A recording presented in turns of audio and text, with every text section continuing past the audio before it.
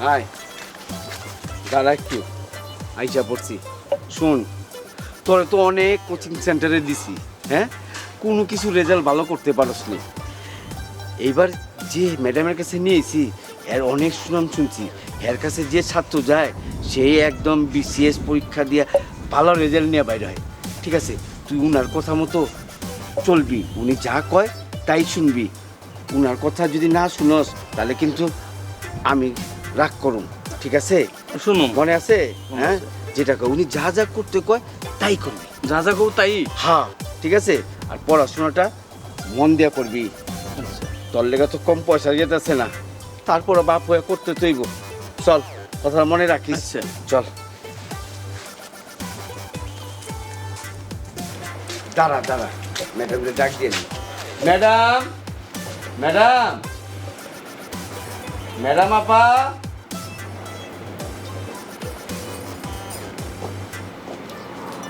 আসসালামু আলাইকুম ম্যাডাম। ওয়ালাইকুম সালাম। কি হয়েছে বলো? ম্যাডাম, আমি আপনার অনেক সুনাম শুনছি। আপনার কাছে যে ছাত্র আইছে সে সুশিক্ষিত এবং জ্ঞান অর্জন করে তারপর রেজাল্টও ভালো করছে। তাই আমার ছেলেটা নিয়েছি। আমার এই ছেলেটারে অনেক কোচিং সেন্টারে ভর্তি করাইছি, অনেক টাকা পয়সা খরচ করাইছি। একটু বোকা বাঁকা, বুঝছেন? হ্যাঁ, পরে জ্ঞান গুণ কিছুই নাই। তাই ভাবছি আপনার কাছে দিলে আমার ছেলেটা একটু জ্ঞানী হইব, পড়াশোনা করব, মনোযোগ দিব। এই কারণ নিয়েছি। আচ্ছা আচ্ছা, ঠিক আছে, আপনার কথা আমি বুঝতে পারছি। তো আপনি যখন আমার সুনাম শুনেই এসেছেন, তখন আপনার ছেলেকে নিশ্চিন্তে রেখে যেতে পারেন। ওরে আমি পড়াশোনা শিখায় একদম মানুষের মতো মানুষ করি। আমি পারবো না। চুপ কর কি হলো ম্যাডাম, হ্যাঁ, আমি ওরে সব বুঝিয়ে দিছি। ঠিক আছে, আপনি যা যা বলবেন সেই তাইতেই করব। আর যদি কোনোদিন আপনার কথা না শুনে আপনি খালি আমারে বলবেন, ওর বিচারটা করুন। ঠিক আছে? আর ম্যাডাম, এই যে এই যে এই টাকাটা আপনার কাছে দিলাম, যা খরচ হয় আরও লাগলে আমি আরও দেবো। কিন্তু আমার পোলাটার একটু মানুষ করেন, একটু জ্ঞান বুদ্ধি করেন। খুব চিন্তিত আছি বাবা, তো কত পয়সা যে খরচ করছি, কোনো লাভ হয়নি। আমি থাকবো না। দেখছেন, আমি আপনার কাছে দিয়ে গেলাম, আপনি ভালোভাবে ওরে খেয়াল রাখেন। আচ্ছা ঠিক আছে, আপনার টেনশন করতে হবে না। যখন আমার কাছে নিয়ে আসছেন, দায়িত্ব আমার। আর যদি কোনো সমস্যা হয় আপনাকে আমি সাথে সাথে জানাবো। আচ্ছা ঠিক আছে, তাহলে আমি যাই ম্যাডাম। হ্যাঁ, আচ্ছা, বাবা। এই, তোর ম্যাডাম যা বলবো তাই শুনবি, বুঝছস তো? যা ম্যাডাম, আমি আসি। আচ্ছা ঠিক আছে। যা। বাবা। এই যে শোনো, চলো দেখি তোমার কি অবস্থা, চলো।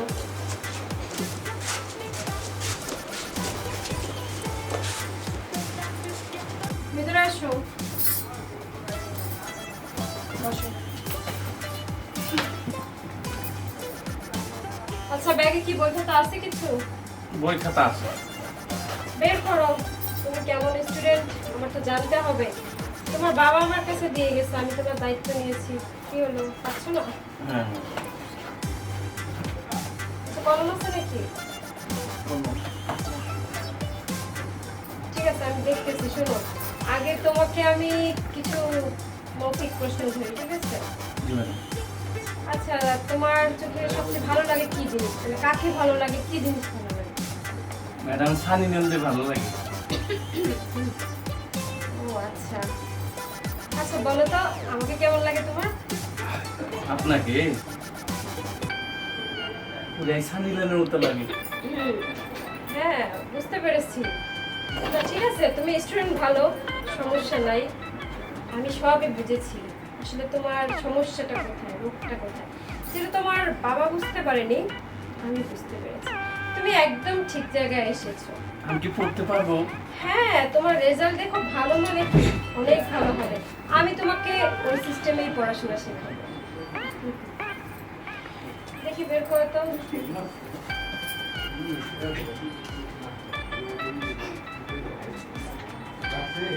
আচ্ছা, তুমি কি এই সাবজেক্টটা মুখস্থ করেছিলে এটা? হ্যাঁ হ্যাঁ, এটা এই যে একটা মুখোশ থেকে 3 নম্বর পর্যন্ত আমি পুরো ঠিক নিচে গুলো একটু দেখাই দিলাম। নিচে নিয়ে দেখো। ধরো তো এটা। আমি এখানে দেখতে পেনটা নিয়ে আসোনি তাই না? জি না। সমস্যা নেই, আমি তোমার এগুলা দেখি তুমি আগে কি কি কাজ করছো।